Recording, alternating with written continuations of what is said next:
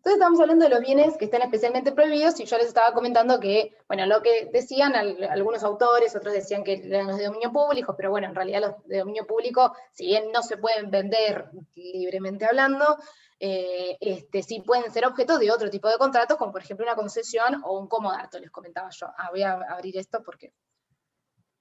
Bien. Ahí está. Bien. Entonces, el código, en realidad, digamos que acá se está refiriendo a los bienes, digamos, cuya enajenación, o a los bienes que están particularmente prohibidos vender, digamos, por la ley, ¿bien? O sea, cuya enajenación está particularmente prohibida por la ley, como por ejemplo sería el caso de... Arranco... Chicos, no sé si alguien me quiere hacer una pregunta, si no, por favor, verifiquen que tengan los micrófonos cerrados, cualquier cosa, ¿sí? Gracias. Les decía, entonces, que se refería a eso, que un ejemplo de estos que están particularmente prohibidos son aquellos que no están autorizados, por ejemplo, por la entidad de salud pública, o por la autoridad, mejor dicho, de salud pública, como sería el caso de algún tipo de estupefaciente que no esté autorizado, como o acá en este país sería el caso de la marihuana, que no está autorizada a la venta, ¿bien? Por ejemplo. También, acá en Argentina, constituye un delito lo que sería la tenencia y, dependiendo del caso, la venta sin autorización legal de lo que serían armas de guerra, de bombas, de materiales explosivos, de materiales que sean inflamables, que sean tóxicos, y todos estas cuestiones que están señaladas o detalladas en el artículo 189 del Código Penal, que es el tercer párrafo, si no me acuerdo mal, que detalla todo este tipo de cuestiones cuya tenencia constituye un delito si no tienen una autorización legal. Estas también serían cosas que están especialmente prohibidas por nuestra legislación y que no pueden ser bienes, o objeto, perdón, mejor dicho, de negocios jurídicos, porque están especialmente prohibidas en la ley. Bien. Después también tenemos los hechos que están prohibidos, y bueno, acá, digamos, lo que podemos decir es que el acto jurídico que tiene como objeto un hecho que es ilícito, o tiene, mejor dicho, como objeto un hecho ilícito, cuando esa conducta está específicamente prohibida por la ley. Entonces, por ejemplo, un supuesto de negocio jurídico con objeto ilícito sería el caso de, por ejemplo, una persona que se compromete a prestar un servicio profesional para el cual necesite un título habilitante, por ejemplo. Este sería el caso, obviamente, del ejercicio ilegal de la profesión, que puede ser de medicina, de abogacía, o de cualquier tipo de profesión que requiera un título habilitante para poder ejercer o funcionar. Eso, por ejemplo, serían los hechos que están prohibidos, ¿no es cierto? Un hecho que la conducta esté prohibida específicamente por la ley. Bien. Después tenemos los hechos que son contrarios a la moral y las buenas costumbres. El artículo 279 dice que el objeto del negocio jurídico tiene que ser adecuado a la moral y a las buenas costumbres. Entonces, ¿qué pasa? Tenemos que ver qué es a lo que nos referimos cuando hablamos de moral y buenas costumbres, ¿no es cierto? Y con respecto a esto existen dos tipos de doctrinas, que son la doctrina que identifica a la moral y a las buenas costumbres con conceptos o preceptos religiosos, y la doctrina sociológica, ¿sí? La primera, que es la doctrina que identifica la moral y las buenas costumbres con preceptos religiosos, sostiene que los preceptos de la moral y las buenas costumbres devienen de conceptos o de preceptos religiosos, porque ellos dicen o sostienen que la religión católica es la practicada por la mayor parte de la comunidad acá en Argentina, y que incluso la Constitución le otorga un reconocimiento a la religión católica, porque establece que el Estado, vieron que la Constitución dice que el Estado sostiene el culto católico. Bueno, Obviamente, chicos, que hoy en día esta tesis es insostenible porque ustedes ya saben que cuando la Constitución se refiere al sostenimiento del culto católico, no se está refiriendo a que el catolicismo sea la religión, la única religión que se pueda practicar en el país, sino que se refiere a una ayuda económica, sostenimiento en ese sentido. Esto ya fue resuelto por la doctrina y por la jurisprudencia desde hace ya mucho tiempo. De hecho, en nuestro país hoy existe la libertad de culto y el respeto a la diversidad. Y también la Corte, en el fallo Arriola, dijo que, digamos, como que no es función del Estado establecer una moral. Y con esto, que establece, digamos, en el fallo Arriola, como que quiso un poquito desligar al Estado de este tema tan complejo que es y filosófico, digamos, como es el tema de la moral, ¿no es cierto? Como que medio lo desligó al Estado respecto a qué es o no moral. Después tenemos la doctrina sociológica, que es la que practica la mayor parte, la de la que participan, perdón, la mayor parte de los doctrinarios nacionales, y es la que considera que el concepto de moral y buenas costumbres, digamos, se vincula con la moral que existe en una comunidad en un tiempo determinado. Bien, por lo tanto ellos dicen, o según esta doctrina, sostienen, digamos, que los jueces tendrían que tratar de aprender, o sea, de ver de una manera objetiva cuál es el tipo de moral que existe en ese momento, o sea, cuál es la conciencia colectiva que existe entre los miembros de una sociedad respecto de los conceptos de moral y buenas costumbres, bien, que estén presentes en un momento dado con relación a la cuestión que ellos tengan que someter a su decisión, ¿no es cierto? O sea, con relación a cuando tengan que ponderar, digamos, algún tipo de situación a la luz de estos preceptos. O sea, si yo tengo que juzgar si esto es moral o inmoral o acorde a las buenas costumbres o no, lo que plantea esta doctrina sociológica es un concepto de moral y buenas costumbres histórico-evolutivo, digamos, ¿no es cierto?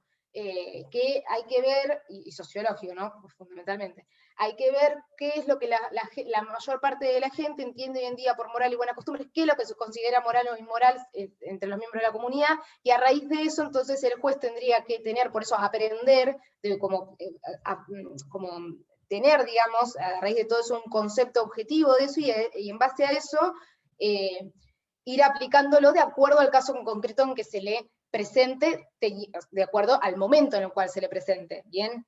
O sea que, según esta doctrina, el concepto de moral y buenas costumbres iría variando, y no es uno solo, no es único, no es estable, ¿bien? Eso es lo que plantea una. Una dice que acá, que la moral y las buenas costumbres tenemos que ir a los preceptos religiosos y ver qué es lo que entiende la religión por católica, en este caso, decían, por moral y buenas costumbres y demás. Y la doctrina sociológica dice que no, dice, nosotros tenemos que ver, a ver, en un momento, ellos plantean un concepto evolutivo de moral y buenas costumbres, porque la sociedad va cambiando, porque la sociedad va evolucionando, o involucionando, cualquiera de las dos cosas puede ser, pero que en todos esos estadios la concepción que tenga la gente respecto de lo que es moral o inmoral, o acorde o no a las buenas costumbres, va a ir variando. Entonces el juez, para poder evaluarlo, va a tener que pararse en el momento dado. ¿Bien? Bueno, más o menos, para que lo entiendan. Después tenemos el artículo 19 del de la Constitución Nacional, que este artículo, no es, o sea, el artículo 19 es el que sienta el principio de autonomía personal. Según este artículo, las acciones privadas de los hombres que no causen daños a terceros ni ofendan al orden o la moral pública quedan exentas de las autoridades de los magistrados y únicamente reservadas a Dios. Eso es lo que nos dice el 19 de la Constitución Nacional. Entonces, a raíz de este artículo, la Corte Suprema adopta, digamos, una doctrina liberal o una postura liberal y nos dice que la persona va a poder realizar su propio proyecto de vida, o sea, proyectar su vida, sin que el Estado pueda interferir en ese proyecto de vida, proponiendo o imponiéndole una determinada moral como guía para ese proyecto que esta persona tenga en su vida. ¿Bien? O sea, el Estado, esto sí viene de la mano del fallo Arriola, ¿no es cierto? Que el Estado no puede imponerle una moral al sujeto en su proyecto de vida, ¿bien? Una determinada, no puede imponer una determinada moral.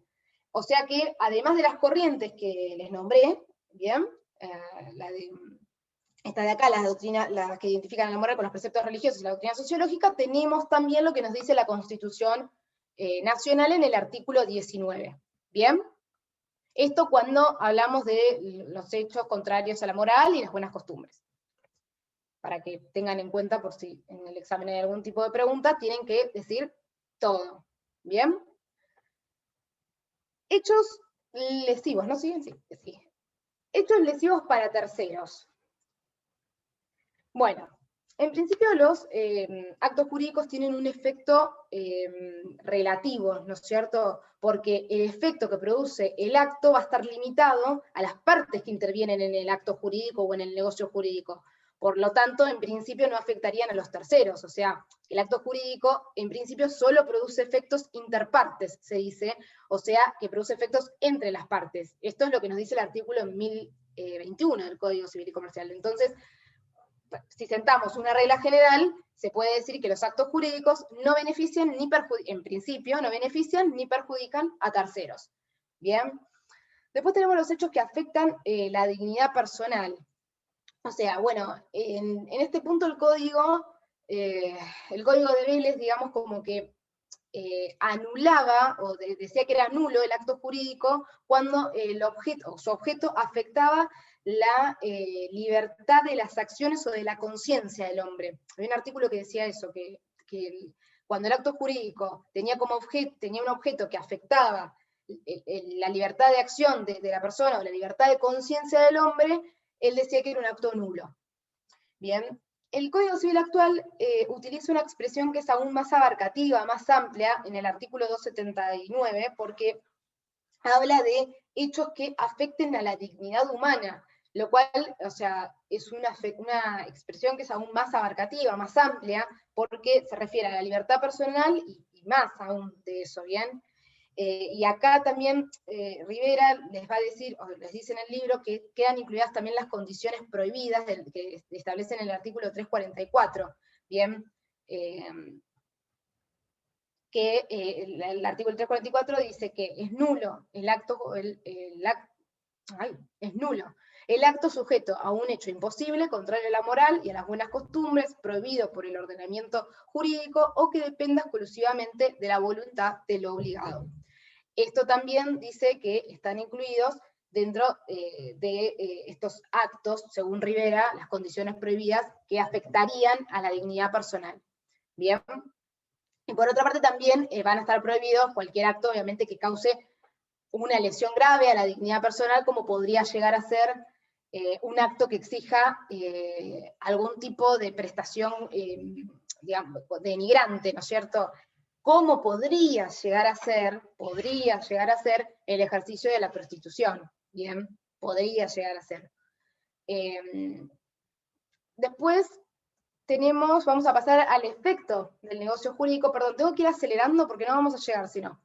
El efecto del negocio jurídico, bueno, como regla general, o sea, la sanción para los actos jurídicos que tienen un objeto que es prohibido, o sea, que no cumple con los recaudos del artículo 279, es la nulidad, ¿bien? O sea, acto jurídico que tiene objeto nulo, la sanción es la nulidad.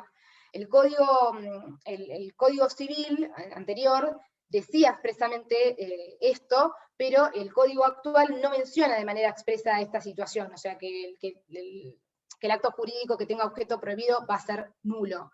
Pero, aunque no lo diga expresamente, es una regla que va a surgir como consecuencia del conjunto de disposiciones del código, bien, por una visión integral del código, una lectura integral del código.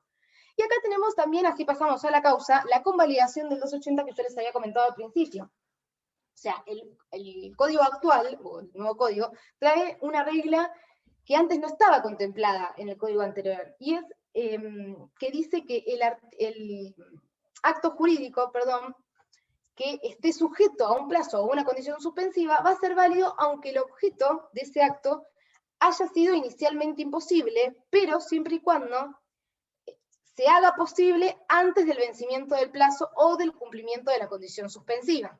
Bien, o sea, bueno, ese es el ejemplo, me remito al ejemplo que les di sobre la cosecha. que está sujeto a un plazo o condición suspensiva, ¿bien? O sea, que yo puedo pactar un acto jurídico que en principio, o sea, iba a ser válido, con un sujeto a condición o plazo, que sea inicialmente imposible, siempre y cuando, antes de que venza el tiempo o el plazo, o el cumplimiento de la condición del que se trate, se haga posible, se torne posible. Condición suspensiva puede ser, por ejemplo, también, puede ser cualquier cosa, ¿no? Pero, por ejemplo, me vas a entregar la cosecha de los limones para cuando Fernandito tenga 18 años. Eso es una condición suspensiva. Cumple Fernando 18 años, vos me tenés que dar toda la entrega de la cosecha de limones al momento que Fernandito cumpla los 18 años. Por ejemplo, eso es una condición suspensiva. Pasamos a la causa, chicos. ¿Bien? Vamos a la causa. ¿Cuánto nos queda? A ver. Ay, no me dice, ¿no? No, no me dice. ¿Alguno ve cuánto queda del Zoom? No. Bueno, seguimos. Vamos 17 minutos recién. Bien, o sea que nos quedan, claro, 20 y pico, 23. Bien, seguimos. Acepción de la palabra causa. ¿Qué pasa? Nosotros acá tenemos, dentro de la causa tenemos a la causa fuente, a la causa final y a la causa motivo. La causa fuente es la que hace referencia o la que alude al origen del cual surge un determinado efecto jurídico, o sea, el origen de un determinado efecto jurídico. Esta es una noción que surgió en el campo de las obligaciones y digamos que con esta noción lo que se pretende es identificar la causa que genera el vínculo jurídico obligacional. Bien, por ejemplo, en un contrato, un contrato es fuente de obligaciones, o sea que un contrato es una causa fuente. Bien, ¿por qué? Porque genera obligaciones para ambas partes. Por ejemplo, en la compraventa, para el vendedor la entrega de la cosa, para el comprador la entrega del precio o el pago del precio. Bien, por eso es una causa fuente. Por ejemplo, es una frase muy conocida, que el contrato es fuente de obligaciones. Lo van a escuchar muchas veces. La causa final es la que, la causa final es lo que las partes persiguen al momento de celebrar el acto jurídico.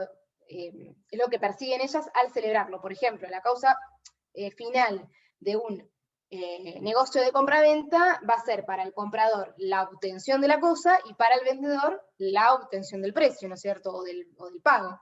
Es lo que buscan o persiguen las partes al momento de celebrar el negocio jurídico, o el acto jurídico, o el contrato. Bueno, después tenemos la causa motivo, que es la que busca o la que trata de identificar el interés, o cuál es el interés que tuvieron las partes, qué llevó a las partes para celebrar ese negocio jurídico. O sea, busca identificar el motivo, el móvil que condujo o llevó a las partes a celebrar un determinado negocio jurídico. Por ejemplo, en el caso de la compraventa de un inmueble, seguimos con la compraventa, en el caso del comprador puede ser, o muy probablemente sea, que lo que lo motivó a celebrar ese acto jurídico sea la necesidad de tener una casa, de tener que habitar una casa, o también puede ser que quiera hacer un tipo de inversión, ¿no es cierto? Dice, tengo esta plata, la voy a guardar en ladrillos en vez de tenerla guardada en pesos, entonces, bueno, hago una inversión. Y en el caso del vendedor, por lo general, lo que lo motiva a hacer una venta es justamente la necesidad de la plata, ¿no es cierto? Que puede ser otra cosa, puede ser la necesidad de la plata o puede ser la necesidad de querer comprar otra cosa para poder invertir en otra cosa, no porque la necesite para, qué sé yo, pagar deudas. Entonces, esa es la causa motivo, lo que lleva a las partes, por qué las partes celebran ese contrato, qué es lo que hay detrás de la compra o de lo que necesiten, ¿bien?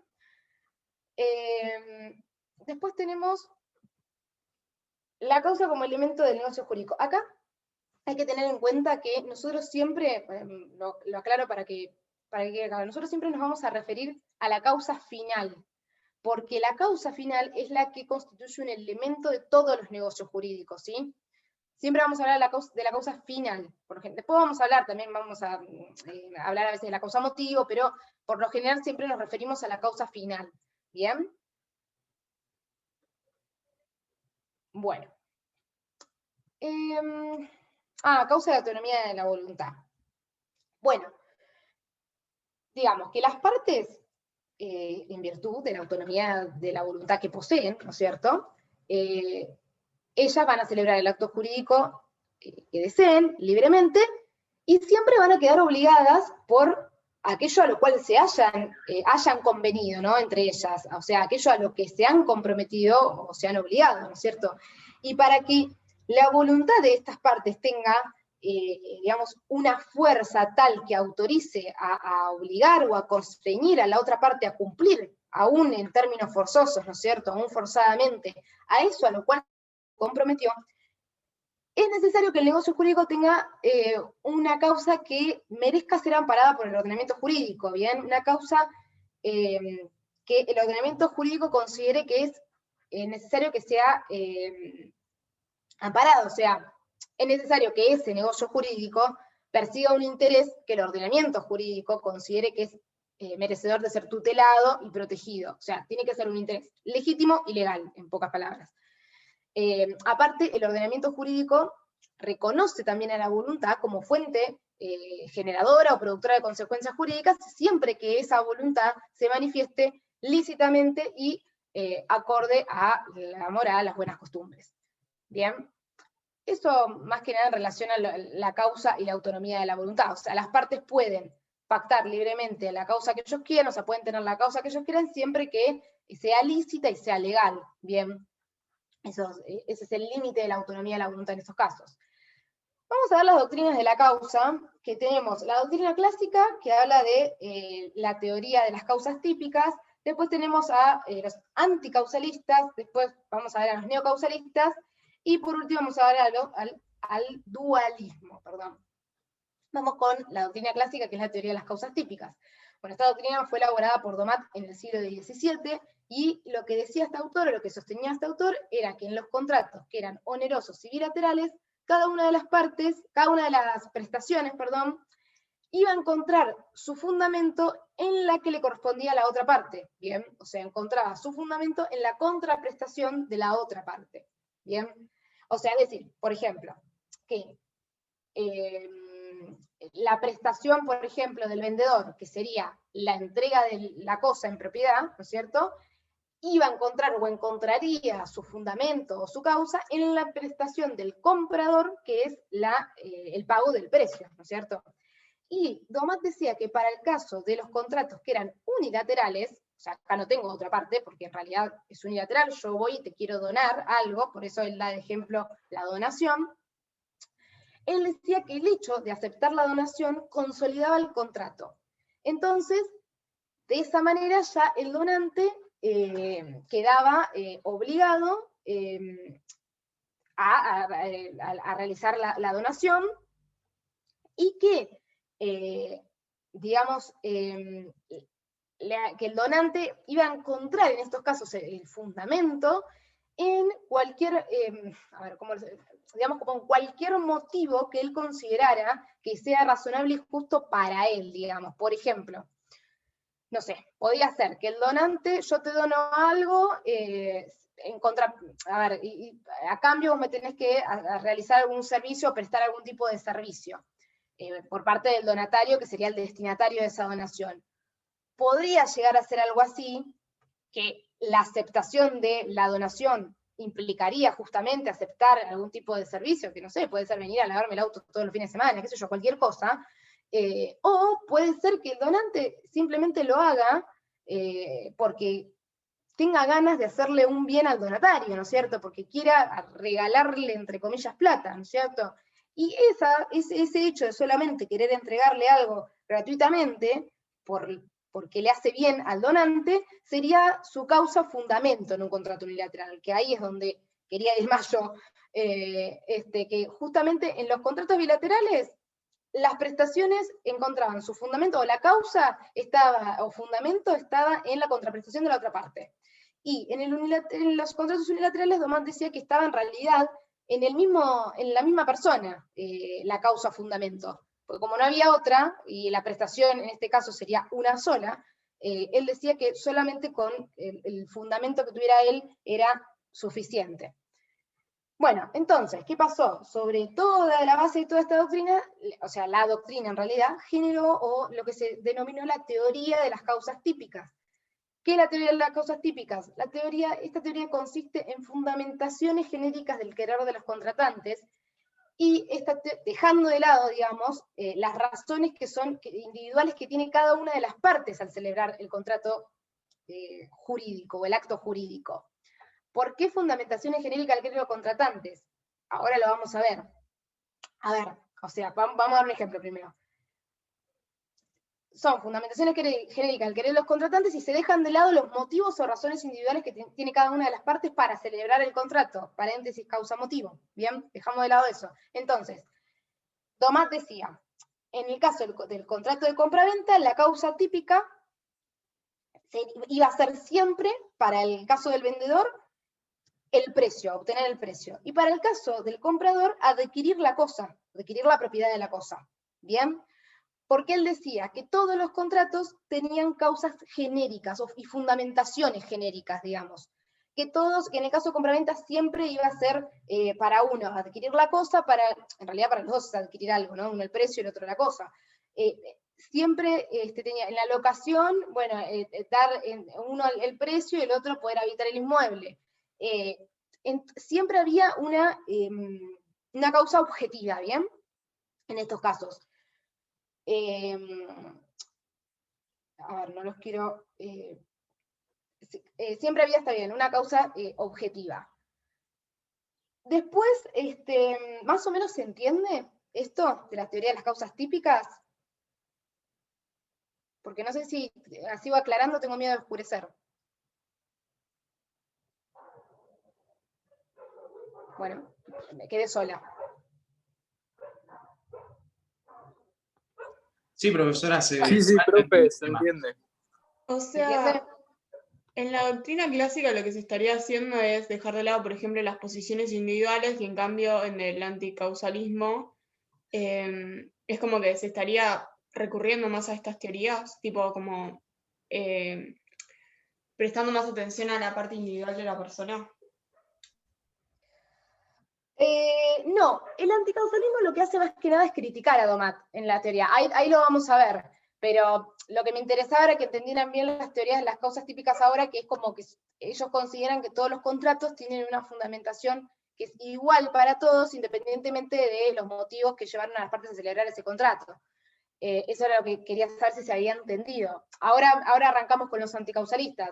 Los anticausalistas lo que hacen es plantearle objeciones en realidad a Domat y señalarle todas las falencias que tiene su doctrina, y ellos dicen, por ejemplo, que en realidad en los contratos bilaterales la causa se identifica con el objeto, bien, por ejemplo, no con las prestaciones, o sea, la causa se identifica con el objeto del contrato. Si yo hago un contrato de compra-venta, lo hago de compra y de venta. El objeto es que la entrega de la cosa y el pago del precio, pero no como lo planteaba Domat, que en realidad también decía que los contratos gratuitos, el animus donandi, que es el ánimo de donar, se va a identificar con el consentimiento del donatario, y no con el simple hecho que tenga, o el deseo que tenga la persona de realizarle una donación al donatario, ¿bien? Solamente con el consentimiento del donatario se cumpliría el contrato, ¿bien? No necesita otro tipo de cuestión. También decía que no existe un concepto, o le criticaban, mejor dicho, a Domat, que no tenía un concepto uniforme de causa, porque ellos decían que esto iba a depender del tipo del contrato que se tratara, porque variaba según se tratara de un contrato unilateral o de un contrato bilateral, como les comentaba yo con la doctrina clásica. También le cuestionan a Domat que no hay digamos, como una referencia clara a la causa móvil o motivo que impulsa a las partes, porque él decía que en realidad eso no tenía interés, o sea, no tenía ningún tipo de relevancia dentro de lo que sería el negocio jurídico en sí, salvo en los casos, en los actos a título gratuito, decía él, porque ahí sí hace, cuando menciona la donación, sí hace referencia al, digamos, ese ánimo de querer beneficiar a otro. Y otra crítica que se le hace es que DOMAT solamente trata los contratos de los que nacen obligaciones, ¿bien? Pero en ningún momento se menciona al resto de los contratos, o sea, no trata las cuestiones de aquellos contratos que modifican o extinguen relaciones jurídicas. Entonces, como que le rebaten toda la teoría, porque ellos dicen que en realidad no, como que es una teoría que aparte nada más aplica a unos tipos de contratos, otros no, que para ellos entonces no hay una sola causa, la causa no es uniforme, porque hay varias causas dependiendo del tipo de contrato que se trate, que ellos no coinciden en que la causa se identifica con, en los contratos bilaterales la causa ellos dicen, perdón, que la causa se identifica con el objeto. Le hacen una crítica a todo lo que es la teoría de la doctrina clásica, la teoría de las causas típicas. Después tenemos la teoría de los neocausalistas, bien, el neocausalismo, que es la teoría que elabora Capitán. Bien, y digamos los puntos más importantes son los que yo más o menos les puse acá, que dicen que esta teoría, o sea, los neocausalistas sostienen, mejor dicho, que la causa se ubica en el ámbito de la voluntad de las personas y que junto con lo que sería el consentimiento constituyen los dos elementos que son subjetivos del contrato.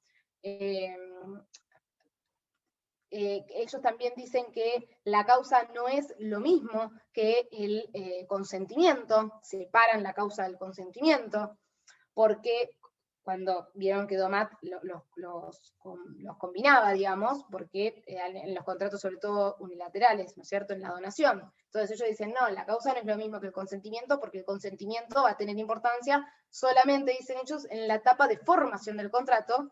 En cambio, la causa tiene importancia durante toda la etapa funcional del contrato, ¿bien? Lo que dicen los neocausalistas en este punto es bastante importante, porque si la causa subsiste durante toda la etapa funcional del contrato, entonces va a subsistir durante, obviamente, el lapso de cumplimiento del contrato, y ese hecho es lo que permite que surjan determinadas instituciones como lo que serían el pacto comisorio, la excepción de cumplimiento, la teoría de la imprevisión, que bueno, que igualmente son cuestiones que van a ver más adelante, pero tienen una concepción que es para el momento bastante revolucionaria y que es la correcta, ¿no es cierto?, en ese punto. Después ellos decían que la causa no se tiene que confundir con el objeto, decían ellos. Bien, ¿por qué? Porque los neocausalistas dicen que en los contratos que son bilaterales, la causa es la voluntad, digamos, de poder obtener de la otra parte, ¿bien?, el cumplimiento de la prestación que se le debe, o sea, que le debe esa parte, mientras que el objeto de la prestación en sí puede ser, mientras que el objeto, es la prestación en sí, ¿bien?, que puede ser una prestación de dar, hacer o no hacer, por ejemplo. O sea, ¿qué decían ellos? No confundamos la causa con el objeto, porque la causa es, digamos, se refiere, dicen ellos, ¿no?, se refieren a eso que, o sea, el poder obtener de la otra parte, la voluntad de obtener de la otra parte el cumplimiento de la prestación que se le debe, ¿no?, que la otra parte le debe, digamos. Pero el objeto es la prestación en sí, o sea, el hecho de tener que dar, hacer o no hacer algo, eso sería el objeto. Eso es lo que decían los neocausalistas. Después tenemos, Capitán también decía que la causa se presenta siempre de la misma manera, en cada tipo de negocio jurídico. O sea, ellos decía que la causa, según él, aparecía concebida como de manera objetiva. O sea, ellos consideraban que la causa era objetiva y siempre era la misma dependiendo del tipo de negocio jurídico. ¿Bien? Perdón. Y los neocausalistas también consideraban que los motivos que impulsaban o impulsan el contrato, impulsan a las partes a celebrar ese contrato, no forman parte de la causa, pero que en ciertos casos sí van a formar parte de la causa porque van a tener relevancia, que es cuando los motivos sean ilícitos. Bien, en ese caso sí tenían relevancia, pero si no, ellos decían que los motivos que llevan a las partes a celebrar el contrato no iban a tener importancia. O sea, ¿cuándo iban a tener importancia? Y, por ejemplo, cuando, no sé, una persona alquila un inmueble, alquila una casa para poner un lugar de prostitución, por ejemplo, o un burdel, que está prohibido por la ley. Bien, entonces ahí cobrarían, según los neocausalistas, relevancia los motivos. Y por último tenemos el dualismo, que según esta teoría, digamos, la noción de causa final, va a servir como respuesta a las preguntas de para qué se contrata y por qué se contrata. Entonces, se le atribuye una doble significación a la causa final, ¿bien? O sea, es decir, se le da una significación objetiva y otra significación subjetiva. Y por eso es que la causa final se la define como la razón de ser jurídica del negocio. O sea, entonces tenemos a la causa final objetiva y la causa final subjetiva. La causa final objetiva es la que busca identificar cuál es la pretensión que tiene cada una de las partes del contrato al celebrar el negocio jurídico, ¿bien? Y también busca, y de poder obtener de la otra parte el cumplimiento de la prestación que se le debe y a la cual se comprometió, ¿bien? O sea, la causa final objetiva busca identificar cuál es la pretensión que tiene cada una de las partes para celebrar el negocio y poder obtener de la otra parte el cumplimiento de la prestación que se le debe. Por eso dicen que la causa final es objetiva, es unitaria y es tipificadora. Dicen que es objetiva porque se refiere al tipo de negocio que es querido por las partes, que es lo que las partes quieren celebrar.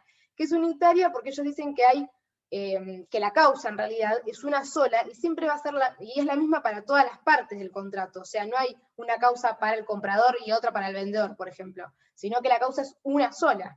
Y también dicen que es tipificadora porque individualiza al negocio jurídico que quisieron celebrar las partes, ¿no es cierto? Individualiza el negocio jurídico querido por las partes. O sea, va a ser contrato de compra-venta, de permuta, de donación. Ese tipifica, le pone nombre a ese negocio jurídico que quisieron celebrar o que querían o que celebraron las partes. Bien. Después tenemos la causa final subjetiva. Bien. En este sentido, digamos que la causa final se refiere a los motivos, obviamente, que persiguen las partes al celebrar el contrato jurídico. Me refiero a los motivos que persiguen, digamos, cada una de las partes contratantes de manera particular, ¿no? Los motivos particulares por los cuales celebran el contrato. Y el dualismo lo que decían era que estos motivos o estos móviles, bien, son, digamos, esencialmente variables y son también individuales, en, digamos, contraposición a lo que sería el sentido objetivo, que es uniforme tipificador. ¿Por qué esencialmente variables y individuales? Porque van a variar según la persona, y son individuales porque dependen según la persona de que se trate y según lo que persiga cada una de ellas. Es personal. Por eso dicen que es variable e individual. Bien, estos motivos. Bien, pasamos a la causa en el derecho argentino. Bueno, en el Código Civil Deberes, la cuestión de si la causa, digamos, formaba o no parte de lo que sería el negocio jurídico, como un elemento